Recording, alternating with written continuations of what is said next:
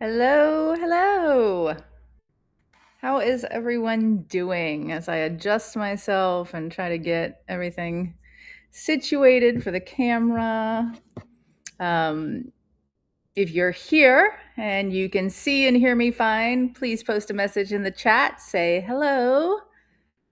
We're going to chit chat a little bit until maybe about 5 after, and then I will get started.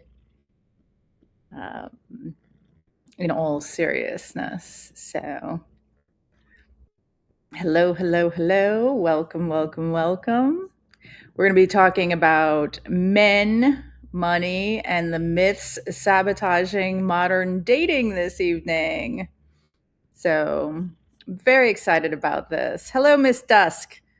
Thank you so much for letting me know that you're here and that you can see me. I've got our guest host this evening with me who is trying to find a comfortable spot on my lap. This is Birdie. She is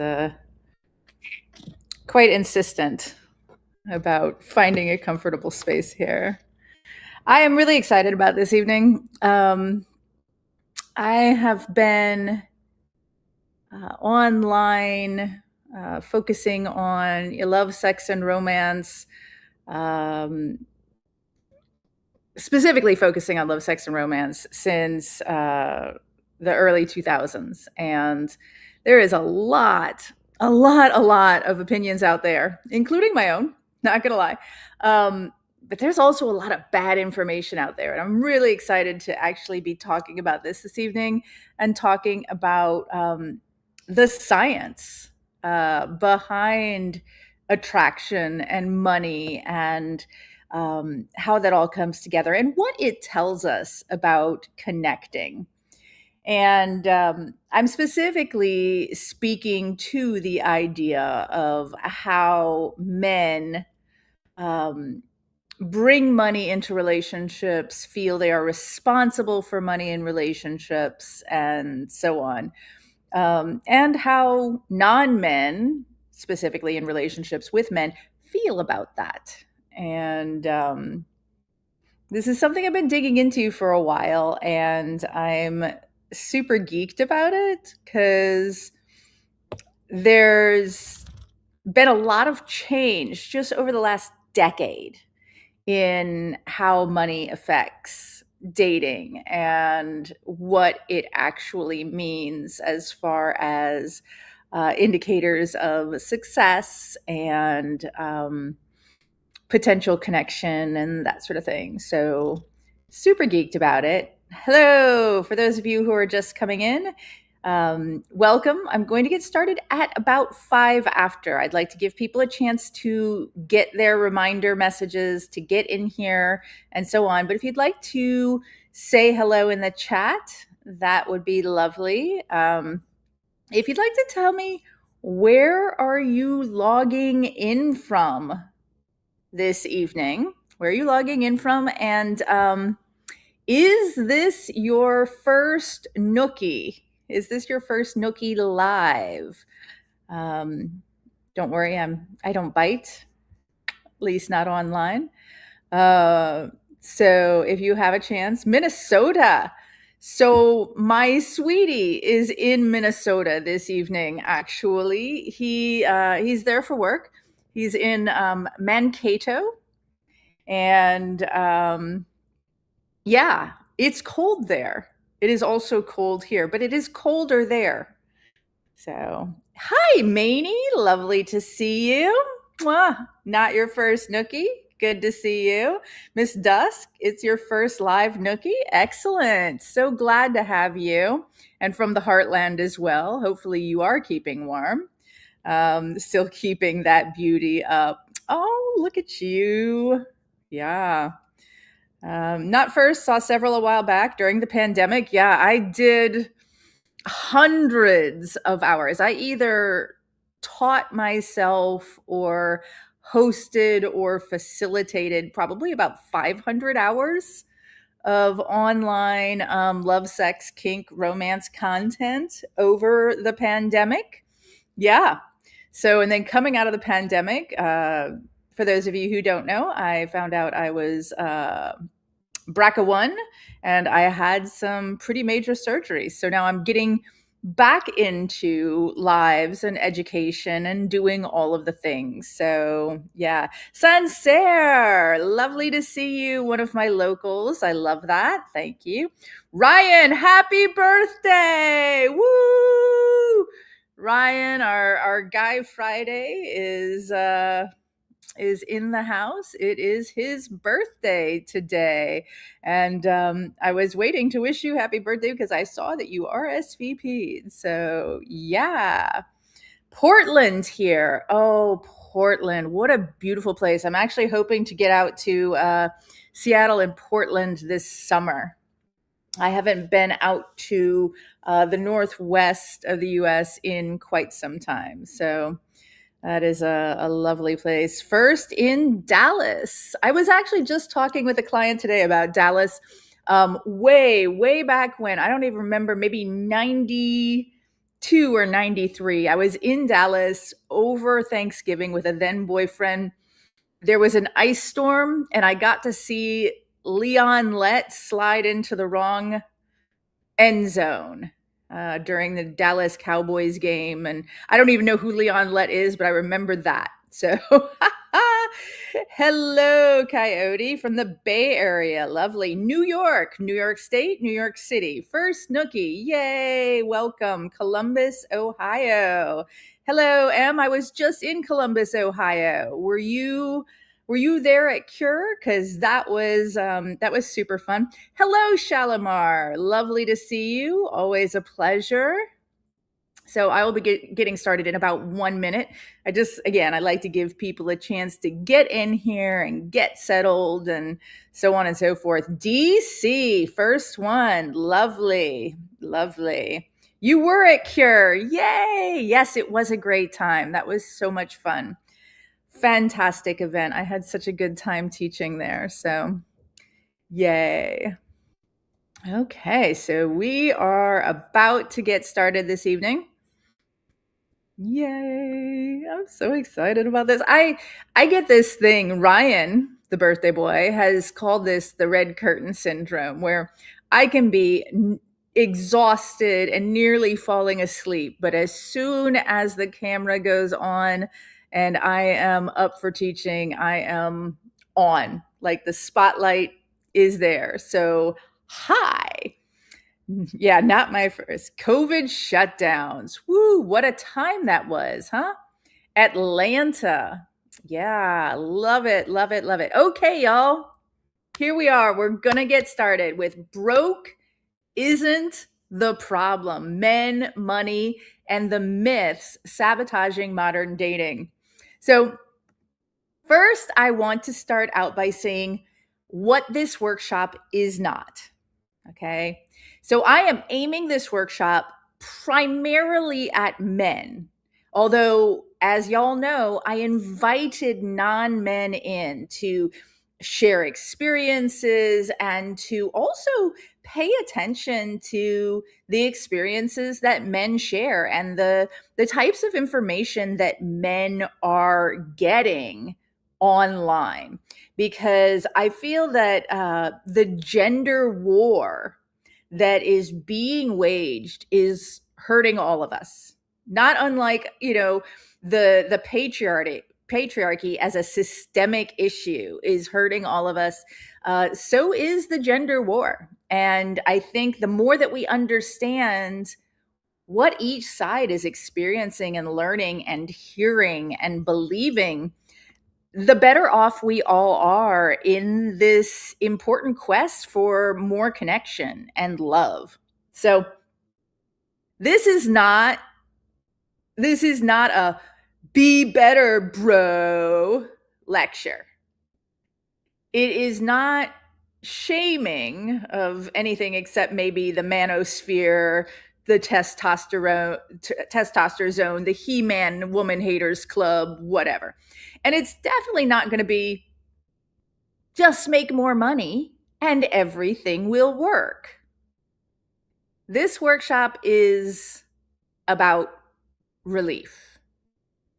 because a lot of you aren't failing at life. You're working from bad information. Because if money were the problem, broke, charming men getting it wouldn't exist. And they do. So let's talk about what's actually going on. Now, your emotional muscles might flex a bit tonight. They might burn a little tonight.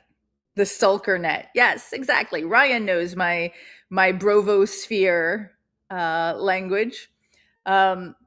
Jim Sylvania is also a favorite of mine. Things might sting a bit tonight, right? But trust me, it's worth it. And if you don't know me, hi, I'm the Reverend Heather, aka Nookie. I am a licensed unicorn quester. I am a weirdo. I am an overthinker. I am ADHD, RSD, autistic, now that's new, EDD, you name it. I've hitchhiked across the country. I've worked in a carnival. I've taken my time to learn from seduction experts, hypnotists, tantra masters, and pickup artists. I have explored and taught alternative lifestyles around the world. I have built and moderated adult communities. I'm kinky. I'm non monogamous. And I have the honor and the pleasure of mentoring good hearted humans like you to create the love life you actually want. So, why should you trust me to talk about men, money, and modern dating? Well, because I'm a geek. In all of that, I'm a geek, I'm a nerd, I'm curious. And when I hear something online, when I hear somebody spouting an opinion online that doesn't feel quite right to me, I look up the science.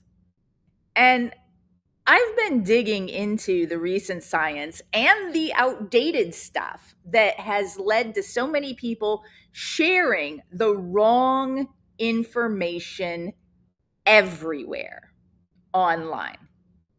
All of it. I looked at the older stuff to see why. I looked at the newer stuff to see if it was true. See, a lot of the advice men are giving and other men are following about dating and money isn't wrong exactly. It's just old and dusty. See, 10 or 15 years ago, research really did show that women prioritized providers more heavily, especially in online dating. That made sense at the time. Women earned a lot less, they had fewer options, and choosing the wrong partner felt at the time like it carried real long-term consequences financially. See, now that data wasn't misogyny. Data cannot be misogynistic. It was a map to the thinking at the time of online dating. Now, remember, picture this 2007 to 2015, online dating was new. We were all still learning like how to make these connections over the internet. The way that we presented ourselves online and off hit a new era. 2005 to 2009 was the height of the pickup artist community. And that carryover ran for quite a while into the 2000 teens, right? until people started getting wise to what they were seeing online and how that actually translated to real life. Now, some of y'all in here, specifically non men, might be familiar with Jenny Young. She runs Burned Haystack Dating, right? And she talks about how people write their profiles and how that translates into offline. This is something that I have been talking about and saying since back in the pickup artist days.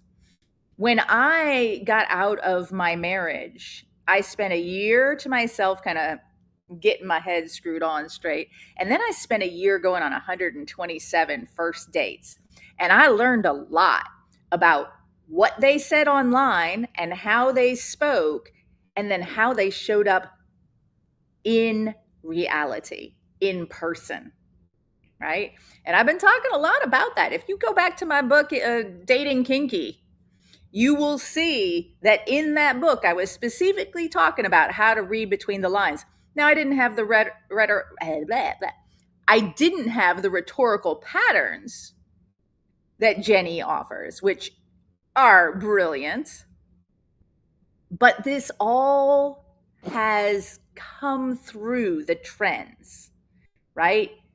Early online dating, pickup artists start coming into play, seduction experts, how to pick up women online, how to convince them to do things with you, how to pick them up in, offline, how to convince them to do things with you. And it takes a few years for that to hit a high. And then it takes a few more years for non-men to really start spotting the patterns and say, no, thank you.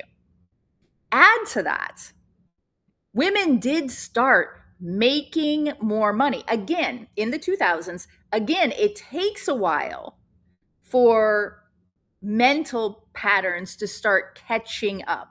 Now, we still don't make as much as men on average, but women's earning power changed. So dating norms have started to shift. Slowly, unevenly, and awkwardly, right?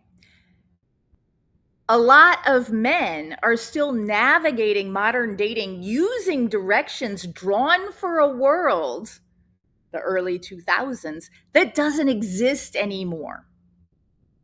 And when you follow an outdated map, you don't end up where you want. Now, Coyote says, I was raised to offer to pay for things. Great.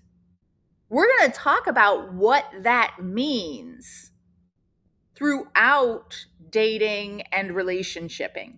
And that's not wrong. There is nothing wrong with offering to pay for things. There's nothing wrong with paying for things. It's about doing what works for you and finding the partner that is in alignment, your best fit, right?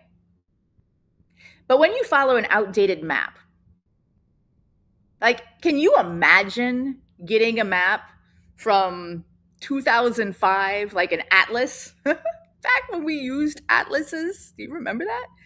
And trying to follow that to get to where you want? Sure, like the general broad outlines are going to work, but those details, those city things are not necessarily going to work depending on where you're going. You're going to end up frustrated, you're going to end up lost and convinced that the world itself is broken. Sound familiar? This is one of the reasons that money has become such a villain.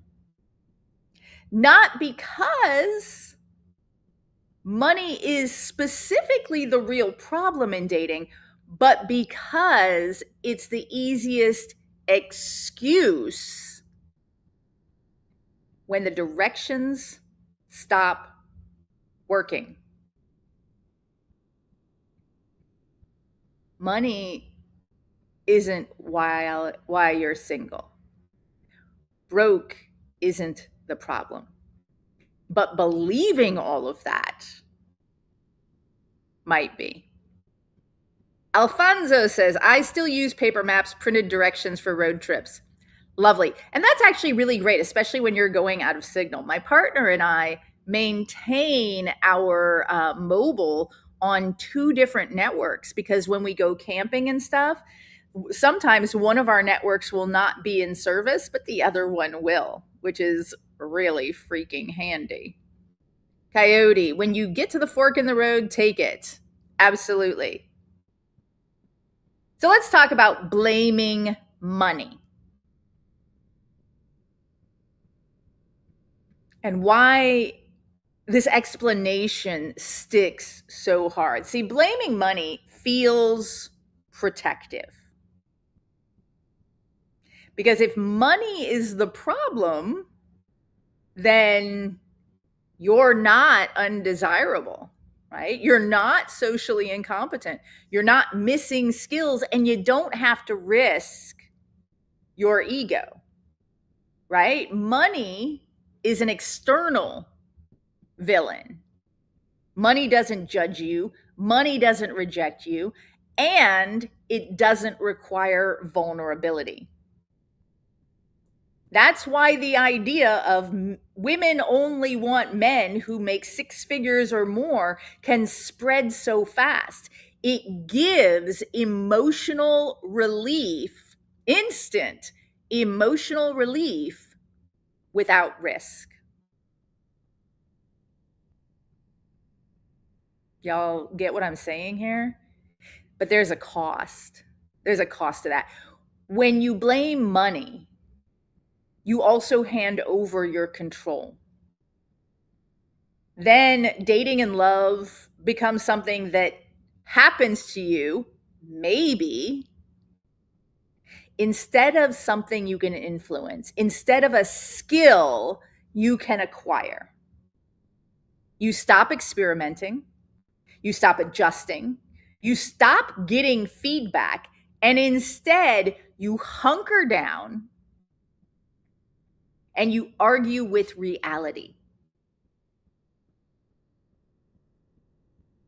And a lot of men get stuck here, not because they're lazy or bitter, but because they're told that they can blame money. And they're using that blame as emotional armor. And armor is fucking heavy, right? It makes you rigid, and not in the good way. It makes you defensive. And it makes you unpleasant to date. If you manage to get a date, right? Not morally, but mechanically, logistically, functionally, because resentment leaks. It shows up as pressure. It shows up as scorekeeping, tit for tat, as I've done enough. Now it's her turn, as guardedness instead of curiosity. Blaming money protects your self-esteem in the short term, and it erodes your agency and your power in the long term. Dating doesn't reward excuses. It rewards action. So, quick check-in. Where y'all at? How y'all doing? Are you with me? Say yes in the chat. Say hello in the chat if you haven't yet said hello. Show me you're still there. And I'm going to take a quick drink. Coyote is here. Yay! William, thank you so much. I appreciate that. Eladin, yes, I'm with you. Hello. Wonderful, wonderful, wonderful. Fantastic. So, Let's talk about the money reframe that changes everything. Chris, yes. Alfonso Riviera, yes. Fabulous. Coyote says, I think that I feel like if I can't treat my date out to somewhere nice, I'm not showing that I can support a good time. Ooh, mwah. Fucking love that. Thank you so much. We're going to talk about this. This is great. I feel the part about armor. Sorry. I feel the part about armor. I am not here, Dr. Fire says. Let's talk about the money reframe that changes everything. I'm going to tell it to you straight. Most women are not screening for money. Some are. I'm not going to deny that. I'm not going to tell you there is nobody out there. There are no women out there who are putting money first. There are. Just like there are men out there who are putting, size triple D tits first. It's okay. Humans are allowed to do this. But most women are not screening for money. They're screening against pressure. Let me tell you what that means. Love for most women, love for most humans is not pay for play. But life costs money. So let me ask you this question. What pressures do people absorb when they date you? Right? If we take money out of the equation, right? What pressures do people absorb when they date you? Now, you don't have to answer this in the chat. That's fine. But if you think about women, men, humans saying, I would like to find somebody to spend some time with. I would like to find somebody to spend a life with. And then that person brings financial stress, right? Is that going to improve your life? Is that going to make the world burning down around us feel better? If you know that for the next conceivable 15 years, you're responsible for another adult human?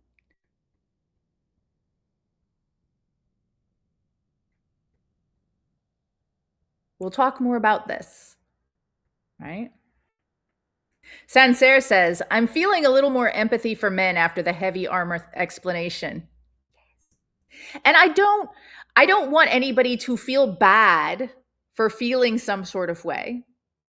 What I hope for in everything that I do is to give y'all a different option for looking at the world through new lenses, right? Because when you change the lenses that you look at the world through, you change your experience of the world. I was talking today, and you all have heard of rose-colored glasses. On the back of one of my books, I talk about shit-colored glasses. If you're looking at the world through shit-colored glasses, it's, this is going to taint everything that you see, right? Frail says, availability comes to mind. Yeah. Coyote says, I've always tried to provide a zero pressure relationship from my end. So there's good pressure and there's negative pressure. If you think about it, you've heard of the term distress, right? There's also eustress. Most people have not heard of this. EUSTRESS. Distress, negative stress. Eustress, positive stress. Both are necessary. Mm. So let's talk about some of the myths sabotaging modern dating. But rich guys get more attention. Correction. Educated and potentially resourceful men and women get more attention. When you're looking through profiles online, one right after another, and you see somebody who looks like they have more potential resources, not necessarily money, but education, right? Travel, experiences, study. Across 1.8 million profiles, moving from low to high resource levels, specifically education and potential earning, meant roughly 11 extra interactions for men and 19 extra interactions for women on average. Now, those numbers are a bit fiddly. So the reason people say money matters more for men is that those extra 11 messages represent a 255% jump from a very low starting point. While women's 19 messages boost represents a 103% increase from an already high baseline. Or let's put this another way. Imagine a man gets 4 messages and another man who looks more educated, has higher degrees, and seems more resourceful gets 15. That's a jump of 11, but that can feel life-changing, right? On the apps, can you imagine like going from 4 messages to more than double, 255%? Right. But if you imagine that one woman gets 57 messages and another gets 66, that's noticeable, but not destiny altering. That makes sense to y'all? That it's not specifically women judging men for their resourcefulness. It is also men judging women on their education, their potential for earning, and so on and so forth. But also, even though that judgment is about equal across the genders, it doesn't seem that way because men get so much less interaction on the average. Y'all with me on that? I'm going to take another drink and then I'm going to go into the next myth. Also, let me know if you have any questions. Just to let you know, at the end of all of this, I am going to be talking about the studio where I put the replays for this. And in the studio, I will actually be linking to and going through the studies that I used for this. So you'll get to go check those studies out yourself if you want to, and check my interpretations of the science. Because what did I tell you? I'm a geek. I'm a nerd. I'm endlessly curious. And of course, I do have my references.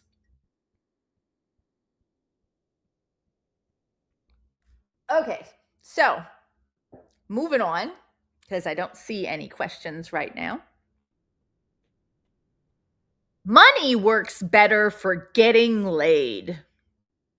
So here's the thing. When women perceive a man as wealthy, they are slightly more likely to be interested in casual sex, not long-term commitment, suggesting that money boosts short-term sexual appeal short term sexual appeal far more than it signals relationship value. Let me explain why this supports my assertion that broke isn't the problem. It undercuts two common myths at once. One, money makes men relationship worthy. Makes them fudge worthy, right? And two, women only want providers. Nope, not supported. What money does is change the context of attraction, not the depth or potential of the connection. Wow, right? Coyote says, this is probably jumping 4 steps ahead, but where does money fit in when it comes to cohabitating going back? We'll definitely talk a little bit about that. Once we talk about, once we get through the dating stuff, I'll definitely talk about what money does for cohabitation and longer term relationshiping. So here's the thing. Money does affect dating. So the Dating News and Kinsey Institute state of the US study, national study on modern love and dating in 2025, very recent, found 43.5% of adults are going on fewer dates, and over a third are swapping meals for lattes.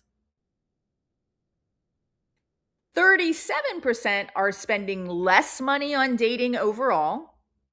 35% are opting for more affordable dining options. And 35% are downgrading to coffee and drinks instead of full meals.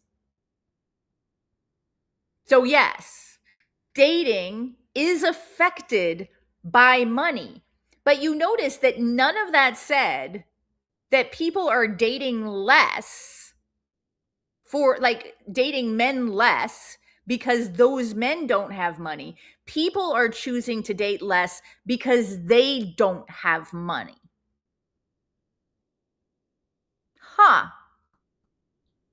How curious.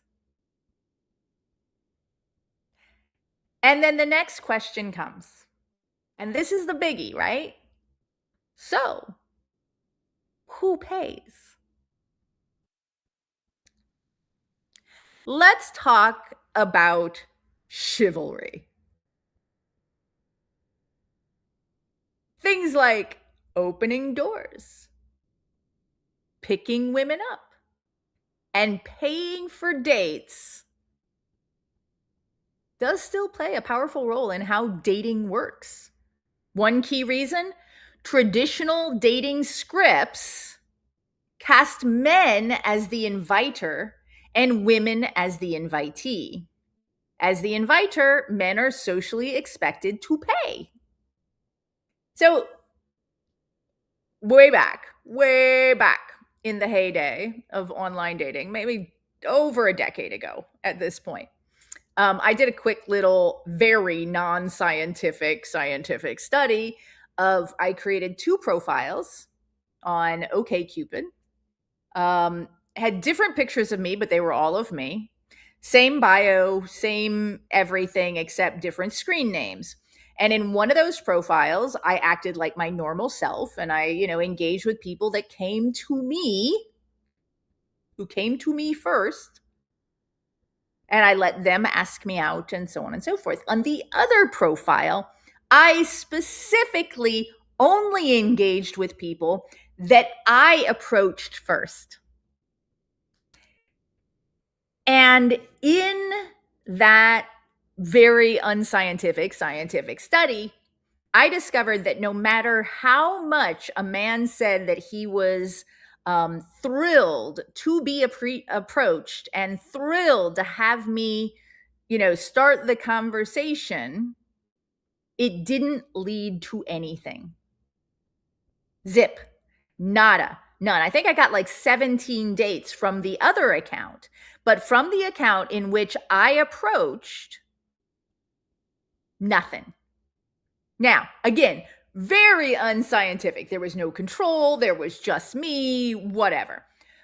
But I have found over time that when I invite people out myself, it is not as solid a foundation. When I do the first date invitation, it is not as solid a foundation as when I let them do the first date invitation. And most men prefer to do that anyway. Yeah, there's also, I made up a word, initiative fatigue, which is all about like how exhausting it is to constantly to be the one initiating. I get it. Like that sucks. And also, if you're constantly the one initiating, then you're usually the one expected to pay. The person who asks out is the one who pays, if you don't believe that the men always pay, right?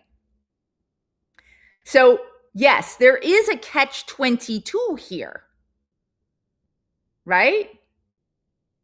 There is a damned if you do and damned if you don't type of thing. I see you, right? I am here with you. Most of my one-on-one clients are men. We talk about this and they grapple with this quite a bit,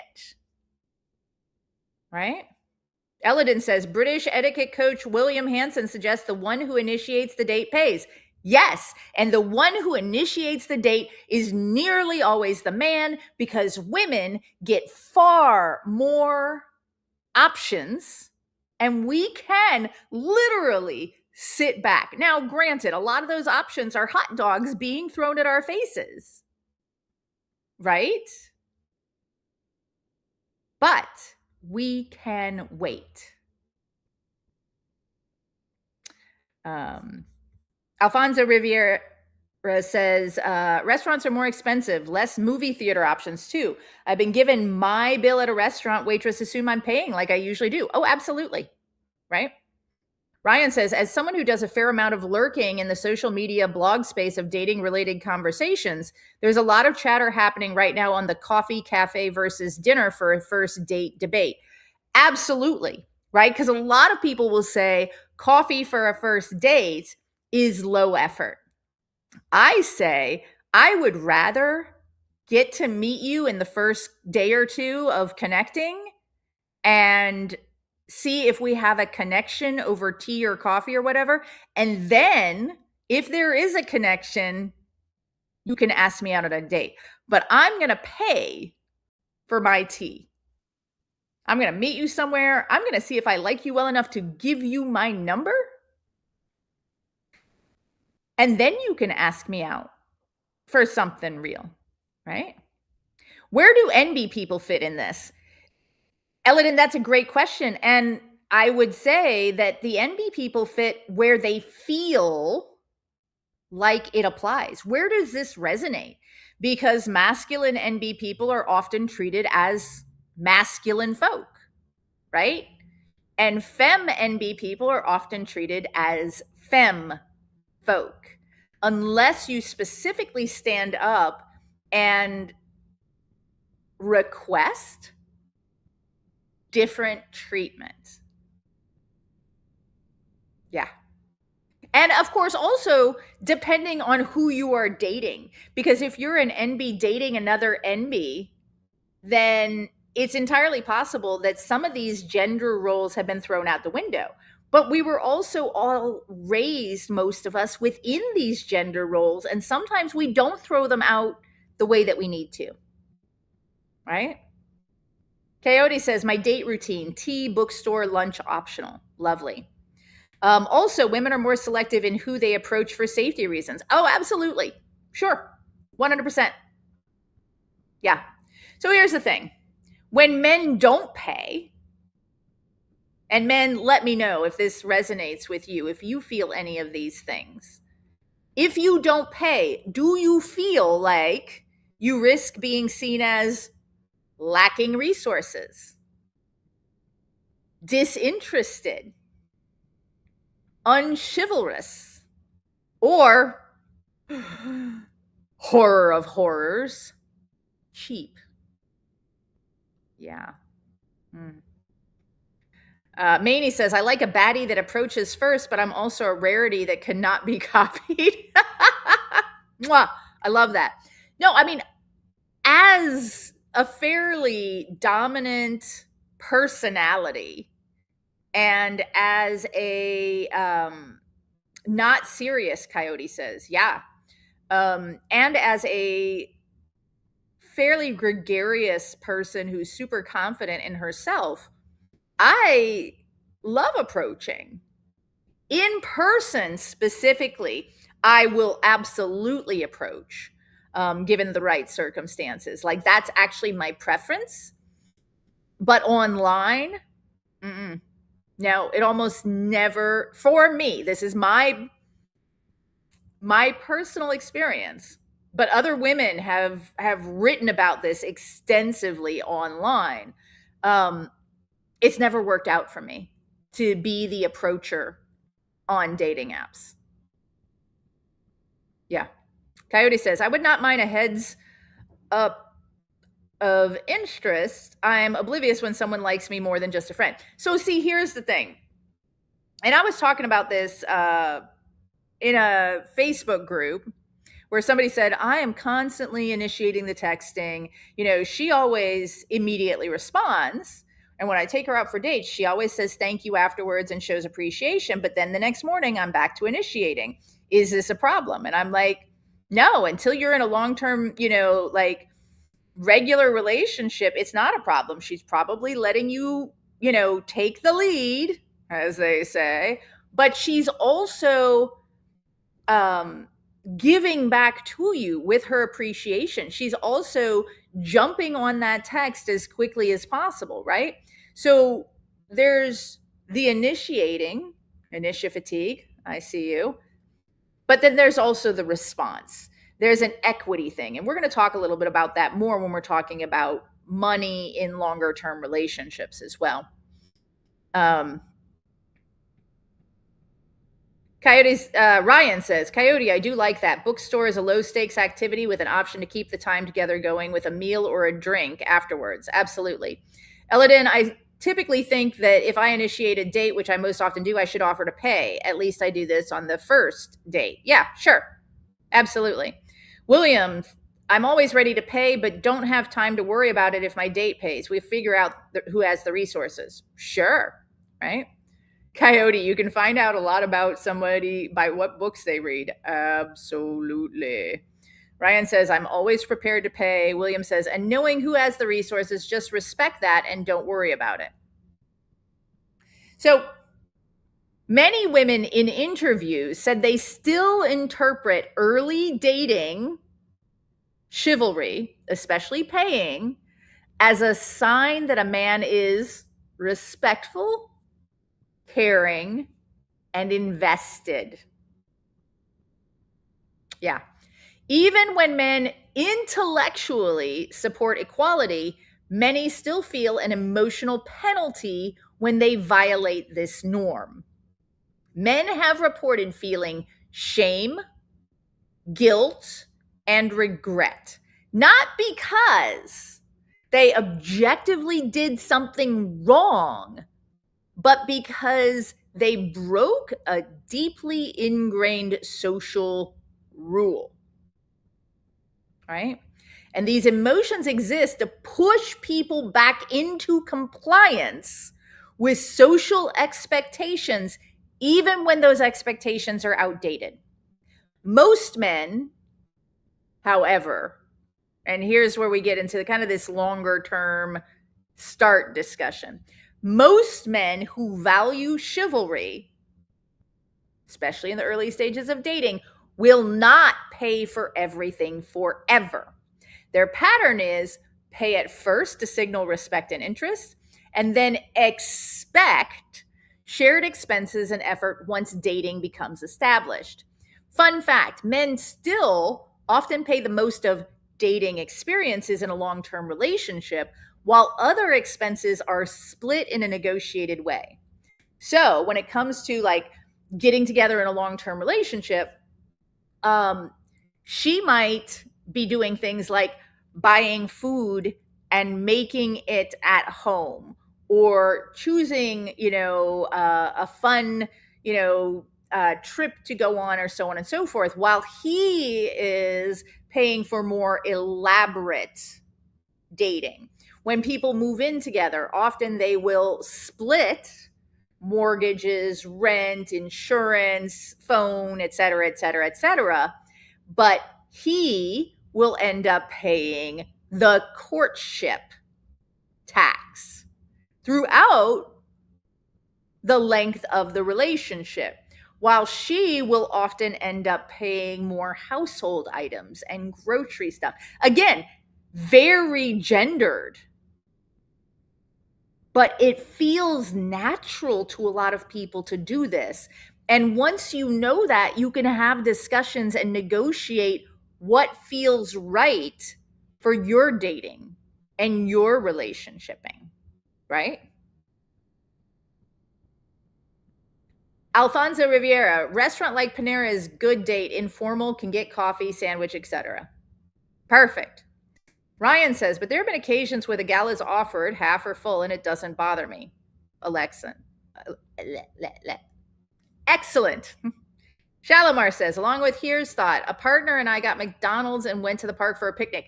See, I'm going to talk about this in just a few minutes, but absolutely. Stands out at one of my favorite dates with him. Yeah.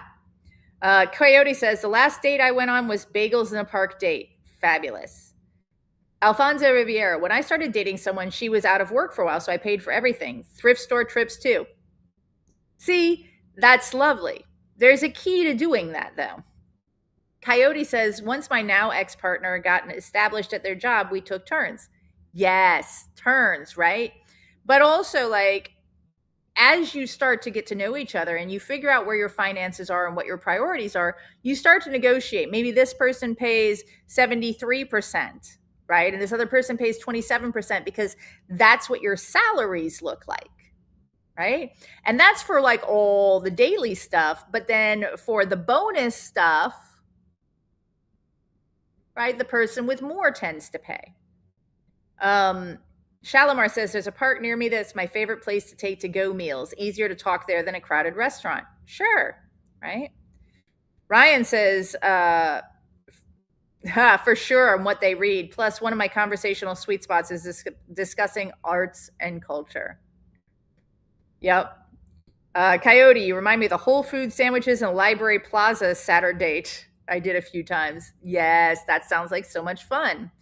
Alphonse Riviera says, free dates are good, just going for a walk at a park. Yeah. So somebody asked in the event discussion, what is a good budget percentage for dating? Great question. Here's what I'm going to say. There is no right answer to this. But when I talk to people about dating, when a man comes to me and he is wanting coaching to find the woman of his dreams, or the manic pixie NB of his dreams, or whatever, and he says, okay, I want to start dating. And then he goes on to tell me like how busy he is. I have to pause and I have to say, okay, so how much time realistically? Well, I figure, I'll just like put in an hour or so a day, and, and I'm like, okay, so let's say you find someone to date. Where do they fit in?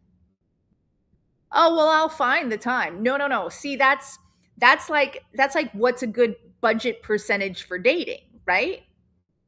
Figure it out ahead. How much are you willing to set aside for dating? How much are you spending right now on things that are not essential that you do because you're single, right? And how much of that are you willing to share with somebody when you're trying to date? How much of that are you willing to spend on a first date? How much of that are you willing to spend on a 10th date? This is something that only you can figure out. Like I said, I do not like going on long, expensive dates for the first date. I don't want to be trapped with somebody in a restaurant. I don't want them to be paying for something. I don't want to be paying for something, usually at a restaurant I didn't pick, right? What I do myself is I pick, when I have the opportunity, which is almost all of the time, I pick something near me that I can walk to or drive to within 10 minutes, that I enjoy, a space that I enjoy being in, that has coffee and tea, and possibly right down the street from me, I've got a place that does coffee, tea, and alcoholic beverages. And I will meet somebody in a space that I feel comfortable, and I will spend $4.30 plus a tip, and they can spend whatever they want on whatever they get, right? After that, I wait to see what they invite me to. Do they invite me out? Do they just want to Netflix and chill? I learn how into me they are through what they then want to do with me. Do they want to spend friend time with me? Do they still want to get to know me? Or do they figure that that one coffee was enough to jump into bed with me and never, ever spend any quality time again? Which is a bad idea for me because I'm a quality time type of girl, right? Now, does it matter if they want to walk around downtown and grab a sandwich and go to the park, or if they want to take me to a $150 a plate restaurant? No, that doesn't matter to me. It will matter to some people. And if those are the people that you're trying to attract, then you're going to have to budget for that. But if you look at your budget now, and you look at your goals, your financial goals, then what works for dating is going to be, how much are you willing to spend if you meet somebody that is awesome? How much are you willing to spend for the rest of your life at this tax bracket on dating your partner?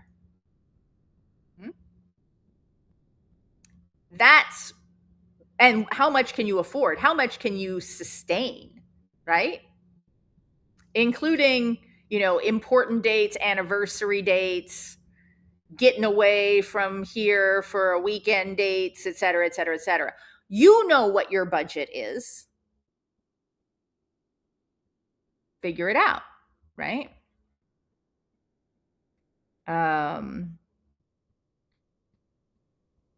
Enigma says, one of my favorite things to do is to see what each of us can come up with for the least amount of money. Super fun. Yeah, absolutely. Some museums are free too. Yes, museums. I love hiking or scenic walking dates. Yes, absolutely. So do I.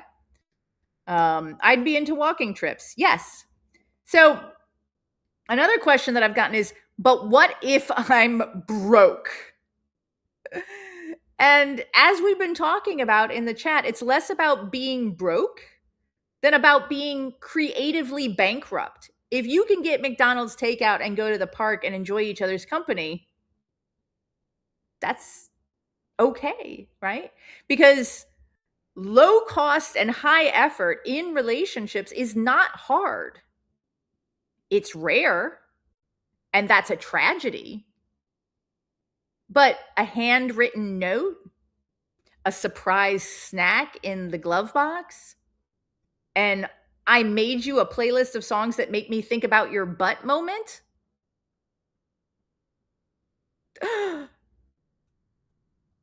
You mean to tell me that you can spend $0 and still be romantic?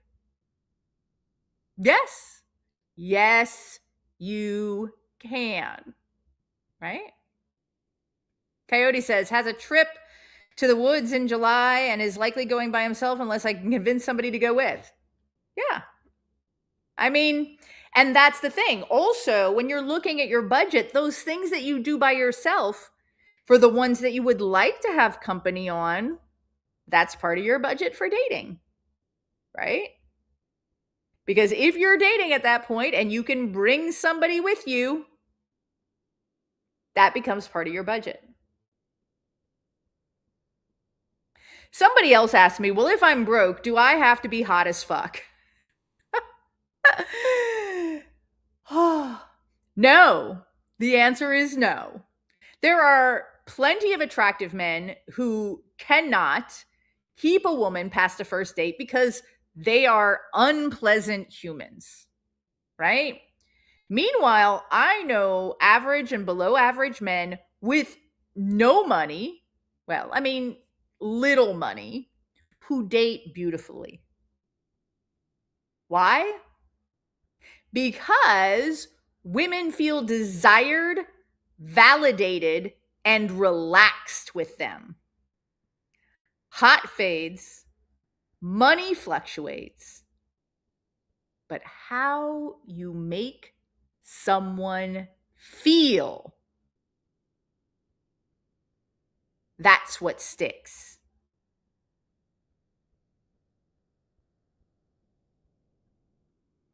So, can a broke man still date successfully?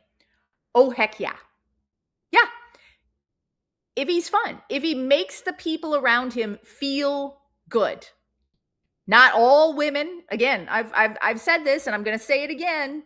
Some women do date for money. Some women date specifically for resources. Not all women will date him, but plenty will. Not all women are willing to marry him if he is not showing financial stability, but they'll date him. They'll enjoy him. They'll recommend him to their friends who want a fun, fancy fling. He'll get invited out. He'll become a great wingman. And social proof brings him more options. Fun opens doors for some people. And it limits options for some people. Sansera says, I love a handwritten note or a glove box surprise snack. See? Like, it's the little things. It really, really is. Those are the things that matter. When my partner and I first got together, his love languages are touch and words of affirmation. Mine are quality time and gifts. And when he learned about gifts, he said, well, that feels so superficial. And it took me a while to really explain to him what gifts mean to me. And that is, a gift means to me that when we were apart, you were thinking of me enough to buy me something. And then when I have that gift and we're apart, it reminds me to think of you. So something as simple as picking a flower and pressing it between the pages of a book and giving it to them a couple weeks later shows thought and effort, right? And it doesn't cost anything.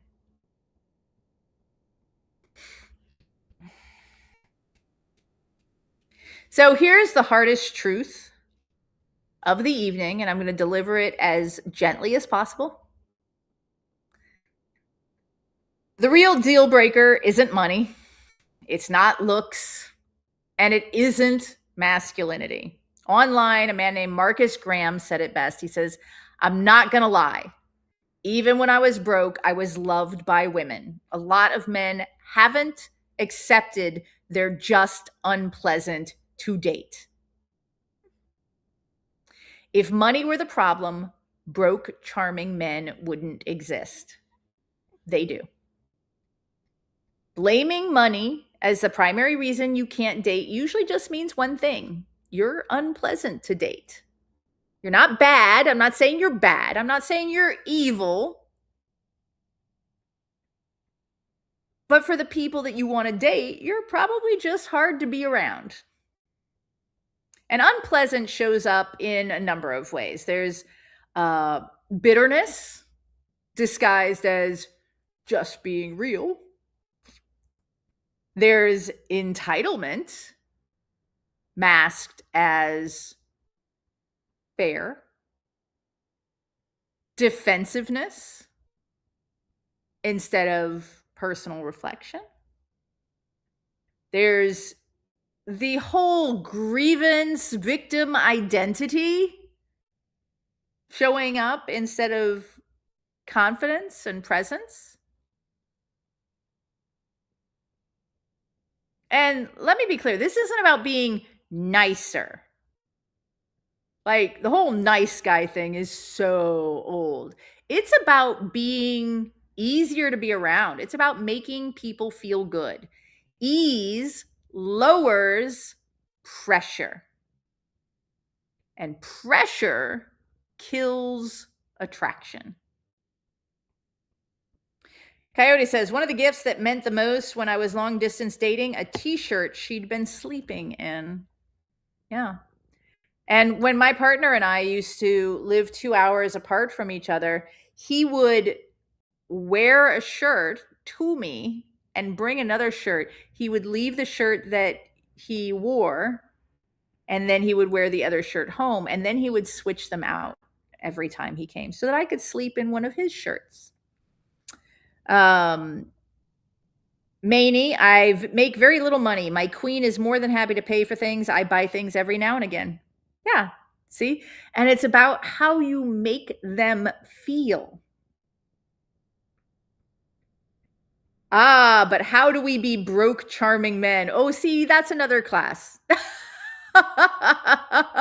Or it could be a 15-minute big ask session with me. That's free. Just, I'll give you the link for a consult. Or it could be, a one-on-one, get into the studio, ask some questions. Ryan says, well, he learned quickly about bringing those flowers. Yes, Rodney learned very quickly about bringing me flowers and how much I love them. Maney says, I make her stuff. I know a bit of leather crafting, so I'm working on making her a wallet to replace the one she currently has. Yeah. And that's another thing. Like, making things is so thoughtful, right? If you don't have the money, you can always make something. You can make dinner, right? You can make a card. Heck, you can take 5 minutes to craft a poem and send it via text, right? So, if money isn't the deciding factor, what is? Capacity. Capacity is not income. It's not status. It's not performance. Capacity is your ability to participate in a relationship without making it harder for the other person. Men are out there like, I want my piece, right? And then at the same time, they turn around and they say that men are competing with all other men and that women are only picking the top 10% or the top 5% of men on dating apps or whatever. And they don't ever pause to think about, you're not competing with other men. You're competing with how she feels alone and how she feels when she spends time with her friends. So let me say this again. Capacity is what matters.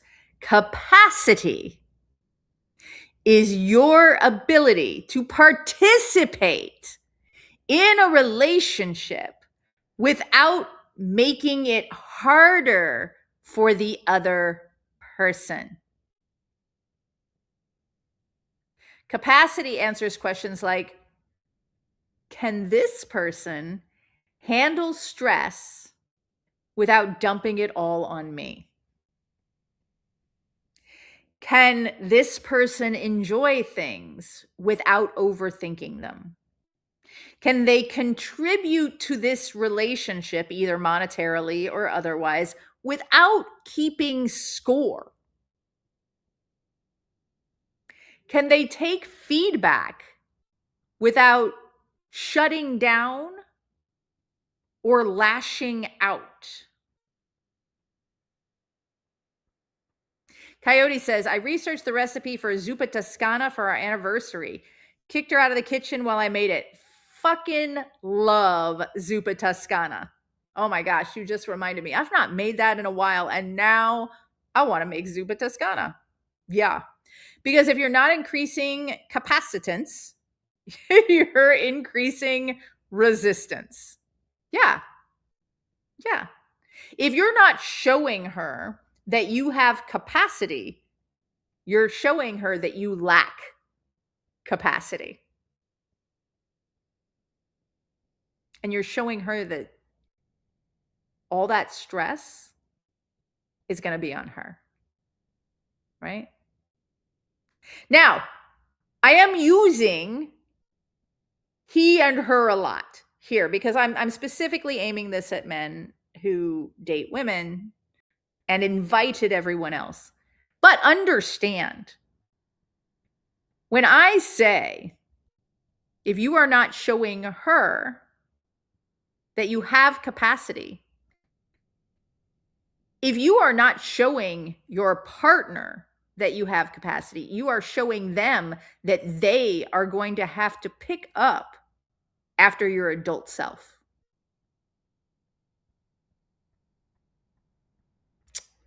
Yeah. Not good. Maney, want to be charming? Pay her compliments without expecting anything. Yeah. So let's talk about the 3 parts of capacity. 1, stability. Not about rich. It's not about perfect. It's not any of that. It's just not chaotic. You're not outsourcing your stress. You're not in constant crisis. Financial self-support matters, but as a self-respect thing, not a flex. Right? 2, presence. Presence beats money nearly every time. Listening, that's free. Emotional regulation, also free. Or, I don't know, may cost you some coaching or some therapy or whatever. But then after that, free. Curiosity, what is she into today? What is she talking about? Who is she? You know what? Free. Ah, yeah. You cannot buy presence. And you can't fake it for very long either. Part 3, contribution. Not paying for everything. Initiative, follow through, effort without strings. That's where Maney, want to be charming, pay her compliments without expecting anything. Effort without strings. Contribution says to a partner, I'm participating because I want to, not because I'm trying to earn something. Yeah. So the 3 parts of capacity: stability, presence, and contribution.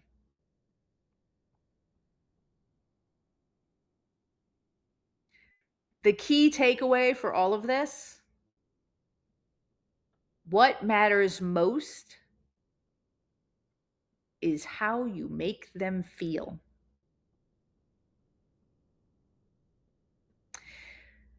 Nearly every woman who dates men agrees that a man who can make her feel desired and carefree at the same time is a man who creates magic. And in a poll online, the 5 top ways to do that are: make her laugh, treat her like a human, not a means to an end, know how to plan a date. For fudge's sake, guys, know how to plan a date. Tell interesting stories without tearing others down. Don't be unsafe, because that'll kill a connection instantly. Money doesn't create any of those things. Presence does. What is best for low confidence individuals working on in therapy? So, when I work with clients, oftentimes when they come to me, especially like I have a lot of my favorite clients are sort of I call them my late bloomers, right? Um, and so they often have confidence issues coming to me, and concerns about, like, being late to start to all of this or whatever. And working on confidence is a funny thing, because you can't work on confidence directly. You kind of have to work on things that are the building blocks of confidence. But one of the things that I think is really important is to work on self-respect and self-esteem, right? So those two things are built by saying that you're going to do something, promising that you're going to do something, and then doing it for yourself, right? So when you tell yourself, I'm going to get up early in the morning, then you get up early in the morning, you are building your self-respect, you are building your self-esteem. Those things, along with building boundaries and protecting yourself, those are the things that add up to confidence. But it is, in my opinion, impossible to build confidence without acting on the important parts of confidence in their individual bits, if that makes any sense. Coyote says, I do all these things and she still left. Now, okay, so understand. She still left because there was something about the way she was feeling with you that still wasn't right. Right? And that's just life, right? Like sometimes she's going to say, like today I posted about a client. I wrote about a client today who he's one of my late bloomers, and he started with me about 8 months ago, and he said, like, I want to get a girlfriend. I want to like do all the things I've ever wanted to do. I want to do it. And I'm like, fuck yeah, let's do this thing together, right? Like, let's get you a girlfriend. Let's get you out. Let's get you social. Let's get you doing the things that you've never had the opportunity to really do before.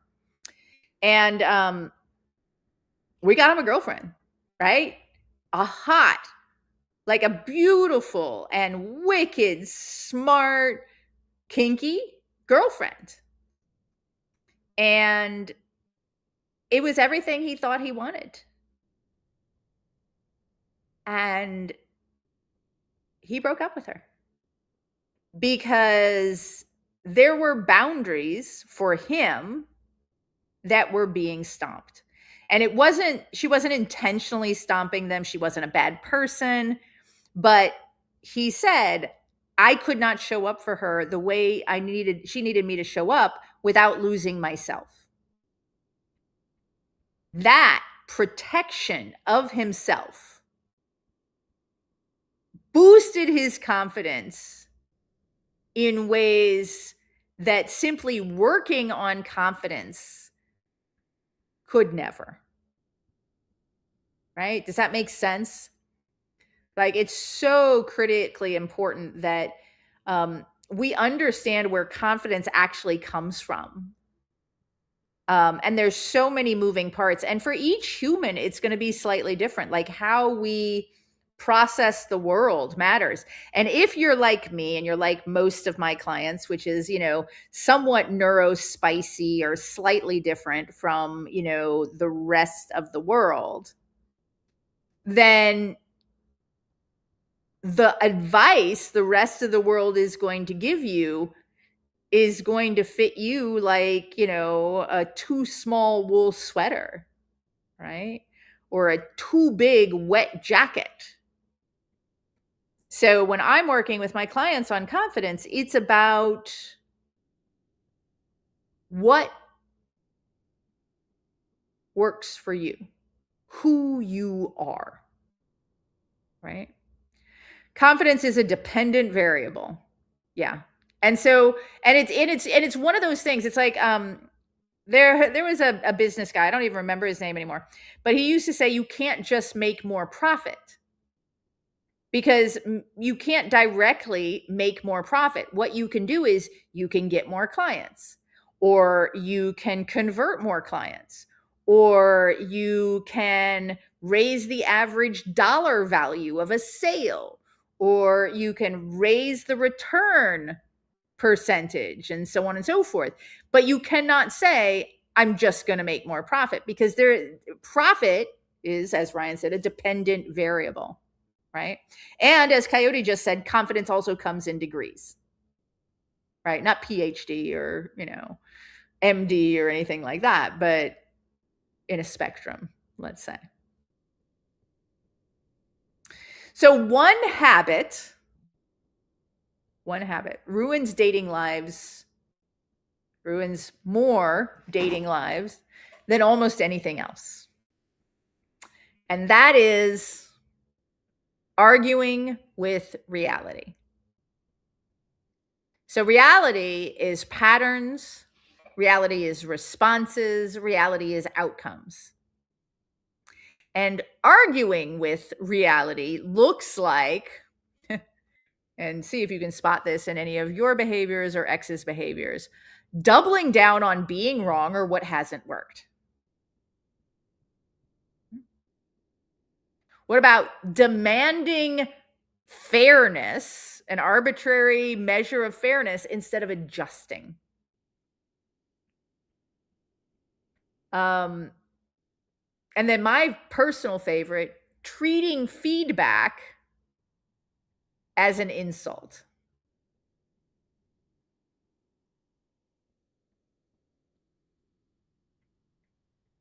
Dating is not a factor of being right or wrong. Successful dating is a skill, the skill of being responsive. Dating isn't a judgment. It's not about your worth. It's not about your, like your internal measure. Dating is a feedback system. And if it's not working for you, it's because you're not doing what works. It's that simple. And getting curious about it can change everything. If you don't have a lot of money, getting curious can change how you approach money and dating. Curiosity changes everything, right? You don't have a lot of money. Let's get curious about what it means to date without a lot of money. If you don't have, 9 out of 10 good looks, get curious about what it means to date with average looks.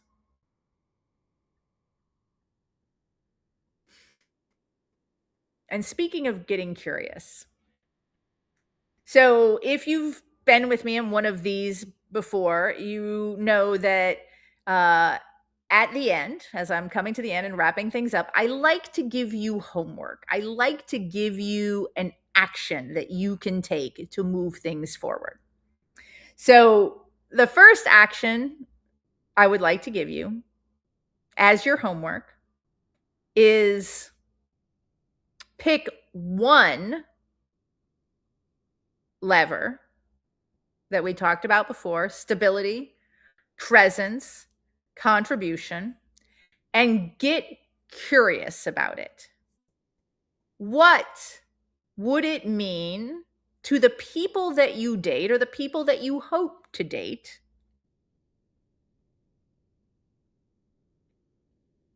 if you showed up with more stability?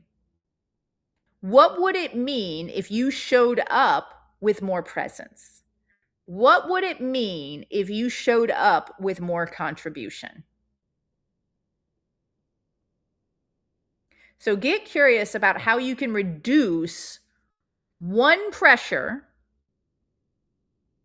that you're bringing into dating this week. Not an overhaul, not a reinvention, just one thing. Coyote says that assumes I can get a date with average looks. You absolutely can. I don't have, wait, I have one client who is, two clients who are really freaking handsome. That's it. But my golden boys are absolutely 100% average. I mean, I think they're handsome, but that's because I know them, right? Like, I look at them and I'm like, oh, yeah, any woman is going to be freaking like winning the lottery to have you in their lives. But that's because I know them. But they are not the type of men who, walk down the street and are, get drooled over or anything like that. That is unnecessary. 100% unnecessary.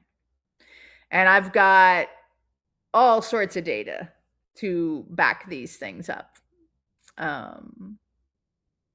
So if you find that your average looks, or if you think, let me say it that way, if you think that your average looks are getting in the way of you dating, there's something else there. You are not communicating the important parts of yourself to the people who want that you. It's that simple.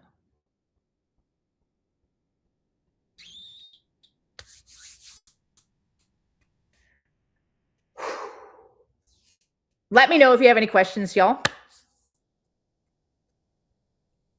I hope that I have covered the money and the myths that you were most curious about coming in. I hope those of you who are men out there in dating feel seen and feel like you understand a little bit better about what you can bring to the table as your whole self instead of just as a wallet. For those of you who are non-men out there, I hope that you have gotten a glimpse into the pressure that men feel, the information that they are constantly bombarded with about money, about being a wallet with legs in dating, and maybe even, looked at some of your own thoughts and attitudes and were like, oh, I see now. Or maybe it just reinforced the thoughts and attitudes that you already have about like, this whole gender money thing is completely whack and I'm going to keep doing it my way. Or I'm going to have a different chat with them. I'm going to have a talk with them, whatever. So everything that we covered tonight is just the beginning. The replay and resources, including links to the studies um, will live inside the studio, along with other workshops that I've done on boundaries that stick, better sex conversations, navigating non monogamy without the drama, and living a no regrets love life. The studio, I put a link into the chat. That's where you'll keep building confidence, connection, and courage, not just tonight, but every single day. And if you're ready to build a love life beyond your wildest imagination, the studio is where the real change happens. If you join us in the studio monthly, it's $19. 6 months, it's $77. A year is $127, or you can bring a friend for $152. Here's the thing though, 6 months and yearly members will get access to 30 days to end people pleasing, which is running right now. And I've not announced this yet, so I know we've got a couple of studio people in here. In February, we are celebrating Analtine's Day with Learn to Love Anal for singles and couples. So join us, get your subscription, and join us for these special online workshops that we're hosting throughout the year. Those are the founders' prices, and they will rise at some point in the fairly near future. We're about to get to the point where we've hit our first wave of members. But I hope you will join the studio, because relationship success isn't built in a single workshop like this, right? It's built in creating a lifestyle. And the studio is a great place to build it. Coyote says, what's an example of being more stable besides not complaining about past problems? Emotional regulation is huge, right? Also, though, I just mentioned that in the studio, we're doing 30 days to end people pleasing. And that, when we talk about confidence and we talk about stability, being a people pleaser is the antithesis of stability. When you are people pleasing, you are doing things for people, not for yourself, but for people, to make them happy, to gain their access to them as friendship or as lovers or whatever. So I would say a big example of being more stable is setting healthy boundaries and maintaining them throughout your relationship. And that makes you more stable emotionally. It makes you more stable in your relationship. It brings you more self-respect, and it also brings you more external respect. Yeah.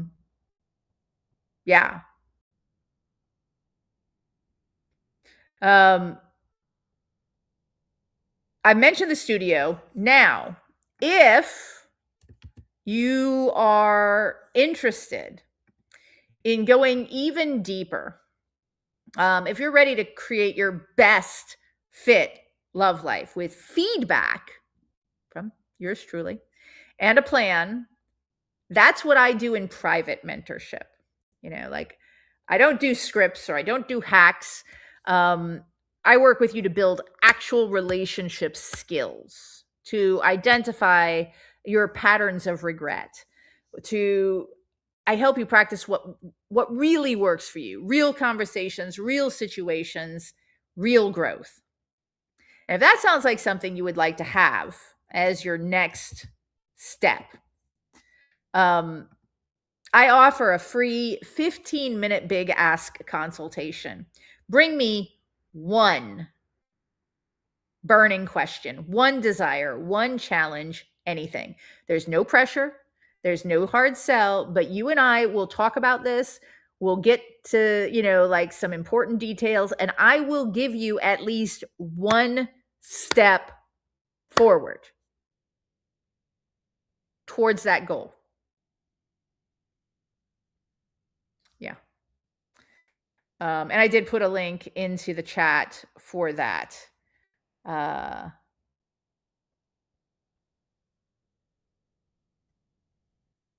a neurodivergent people pleaser due to trauma that I've gotten better about it. Thank you so much. Yeah.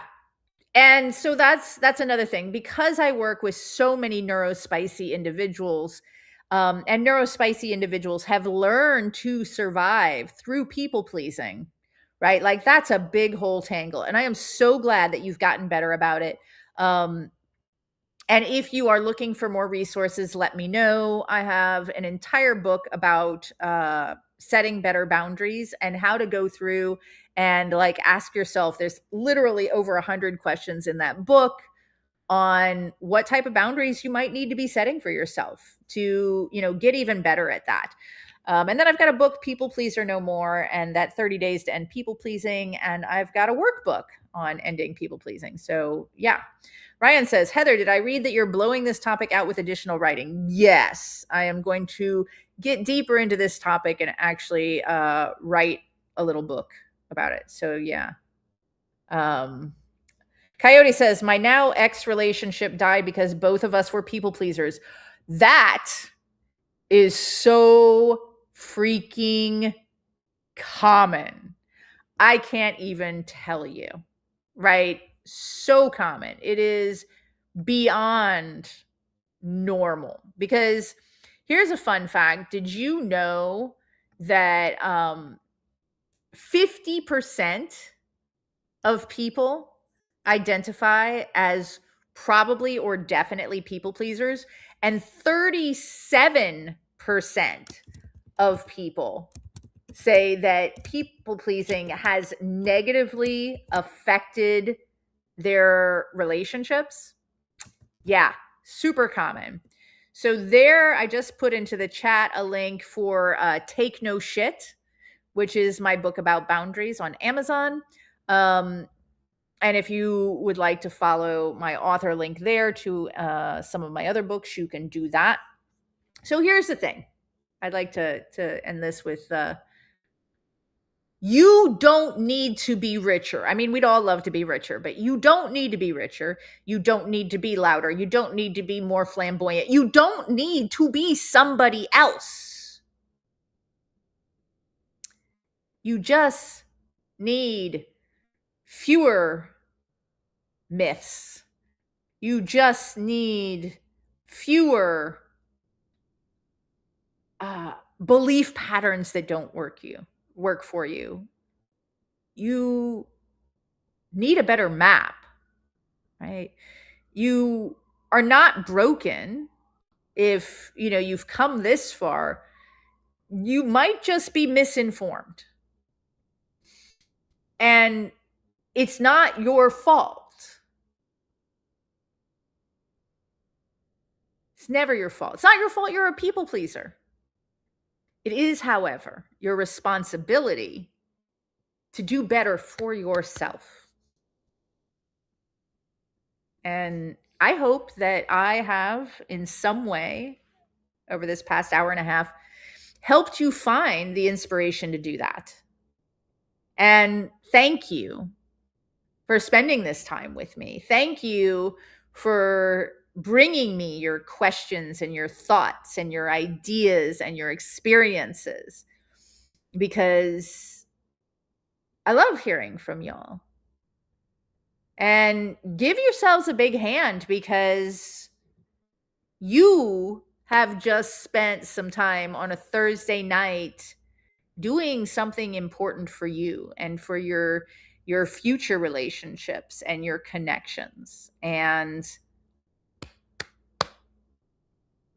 I appreciate that in you.